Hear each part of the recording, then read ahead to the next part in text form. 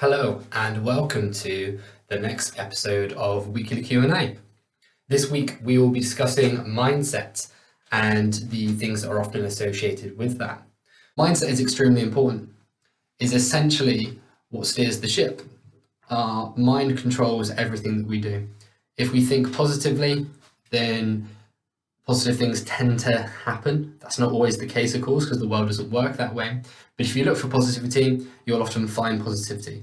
If you focus on the negatives, then you tend to notice the negatives a lot. They're both out there. The positives are out there and the negatives are out there in this world.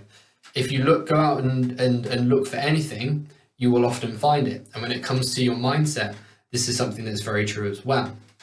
So if you look to find the positives in scenarios, then you often will find some sort of silver lining.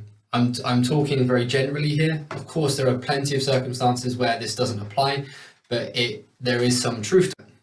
Something that tends to get paired and pulled into the same sort of category when it comes to mindset is motivation. And this is especially poignant when it comes to the fitness industry.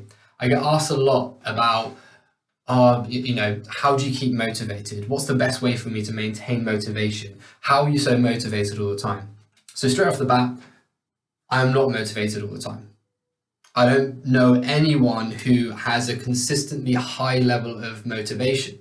And I'm sure that everyone would admit, whether it's fitness industry, any kind of industry, anything in general, motivation will peak and trough. That's just a matter of fact. But something that will be very important to ensure that when these periods of motivation do drop down, that we're not in a position where we completely step away from everything. And something that can be very, very important with that is looking at finding routine and making things habitual. All right. And I'm going to go off on a bit of a tangent here, but bear with me.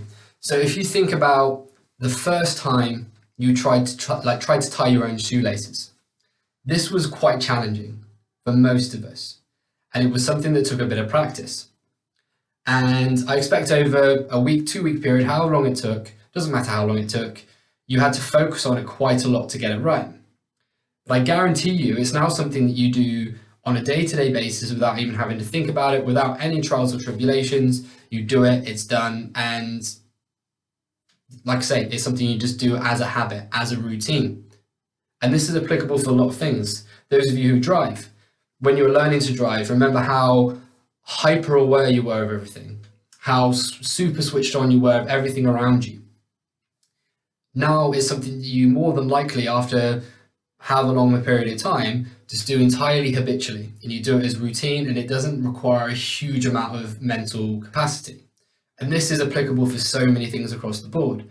But what I like to focus on with people is building routines and building habits, as opposed to relying on motivation and mindset always being at an absolute peak and clarity, because these things are massively variable. They will change all the time. But if you look to get into a position where your exercise, regardless of what it is routine and cemented in your mind, and it's something that you just do without much thought, like tying your shoelaces, like driving, then you'll be onto a big winner. And this is something that can be very important just in general, everything in life, away from fitness. Okay, so with that in mind as well, another thing that can be overlooked in the beginning. So if you're listening to this right now or watching this right now and you're early into the game of fitness, exercise, the gym, whatever it may be, you're looking to be more active. That's fantastic. But know where you are now and know what's appropriate for you now. And what I mean by that is, when you're looking at setting a routine into place, you want it to be one that you know you can achieve and that you know that you can maintain. Look at where you are now. Are you currently exercising in any way, shape or form at the moment? No. Let's go with no. All right, just as an example. Brilliant. So you want to exercise more, that's fantastic, but you need to know what is achievable. So set yourself a realistic goal. Have a look at how your week is structured and have a look at the things that religiously happen within that week. If there are then a few time slots that pop up consistently that you know you can stick to, then look to make those your time slots for when you exercise and when you train, whatever whatever it is that you're looking to do. But start off smaller than you need, or smaller than you think you need. Okay, so because you want to be in a position where you know you can find what I refer to as a minimum, and a lot of other coaches refer to finding a minimum as being something that's really important. So say, for example, you're like, okay, well, Tuesday night I have commitments, Thursday night I have commitments, but otherwise Monday, Wednesday, Friday, those 3 days shouldn't ever be a problem. Fantastic. So why not over the first 4 weeks have a look at making Monday and Wednesday consistent. Get them bolted on. If you have the time and the inclination to start to get the Friday session in as well, have that as a bonus session, but set up your training, whatever it is, to fit within 2 days to begin with, and have the third day as an extra session where you can either repeat session 1, or you can look at doing some recovery work and start to feel out a few other areas that are applicable. Doing that first, and then building upon that, can be an extremely brilliant way of setting up a routine and a structure. And then you can just build upon that. But what's really cool is you can then evolve your training with that. So when you get to a position where you know you can habitually do 3 or 4 sessions, for example, a week, you can then start to evolve your training naturally to just fit within that as well. Because as you're building your structure, you're going to be getting stronger. Your training is going to be improving. So you can improve the amount with the amount of days that you then have available as well. So it all ties in really nicely. But instead of jumping straight in at the deep end, like a lot of people tend to do when they have this real spike in motivation, you know, those things that just think, you know, they get you to want to go out to run. You get these little flickers in your mind every now and again where your motivation really peaks. They want to get you to go for, you know, your mind just goes, oh, let's go for a run. I really fancy going for a run. Really fancy going to the gym today. I really fancy doing a circuit class, going for a swim, playing football, whatever it may be. We get these spikes in motivation, and that's fantastic.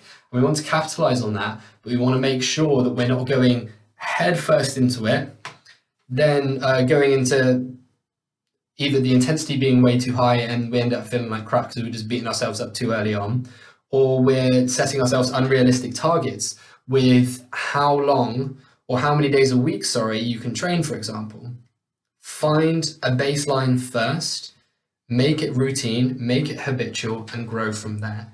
That can be massively important. Having a positive mindset alongside that and capitalizing on when you peak in your motivation is massively important as well. But you want to make sure that you're doing it in a manner that will allow you to build a routine, because routines are going to stick to you a lot better. You know, think back to tying the shoelace, learning to drive, all these things that have just become habit loops. If we can do that with your training and your exercise, then we're on to a huge winner. All right. So main things I would consider is looking at building those routines up, knowing where you are to begin with and expanding from there, and not relying solely on your mindset always and your motivation always being at a peak, because these things are massively variable. So I hope that's given you guys a bit of a clearer setup and a bit of a clearer view on mindset and motivation. They are two very, very important things. Look at finding your routine first. If you can get a routine into place, you'll be onto a massive winner. Let me know any thoughts. Let me know anything you want to raise with me, anything I can do to help. As always, just reach out and I'll do everything I can. Guys, thank you for watching and listening. I will see you very soon. Goodbye.